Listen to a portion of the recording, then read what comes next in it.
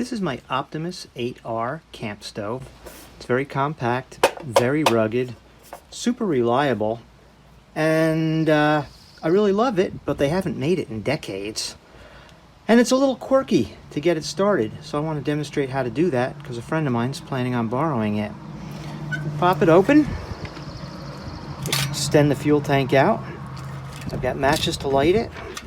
There's a key to control the valve, and we're going to make sure that that's off, which is clockwise from the outside. So a little pressurizer, and I've got a little hose in here. I'll demonstrate that in a moment. First, we want to get some fuel in here. It uses Coleman fuel, or white gas. And I like to use a funnel so I don't get it all over the place. If you fill the tank, it runs for maybe close to an hour. I'm not sure, I haven't used it in a while.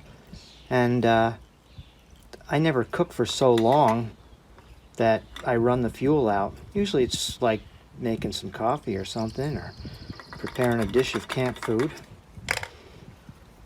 Once you've got your fuel in the tank, you want to cap it tightly, and you're going to need to apply pressure.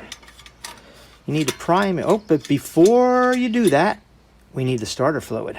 That's what the little hose is for. I dip it in there, put my thumb over, draw up some fuel, and drop it into the little reservoir below the jet. It needs to get good and warm before it's going to run properly. Now that I've got my starter fluid in there, I can cap this up and pressurize it. I'm going to pressurize it a bunch. While it's running, every once in a while it'll need a few more pumps.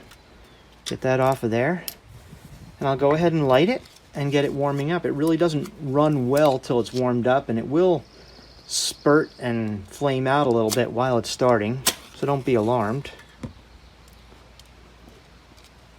So that starter fluid's warming up the valves and such.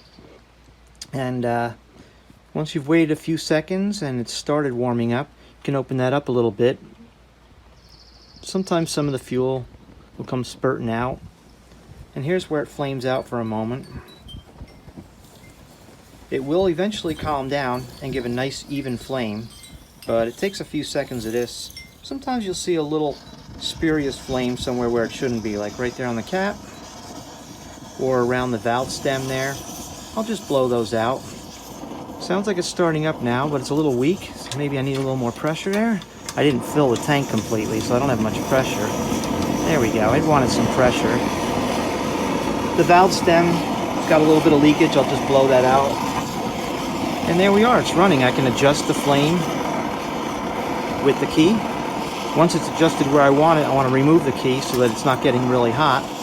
And we're ready to cook. There you go.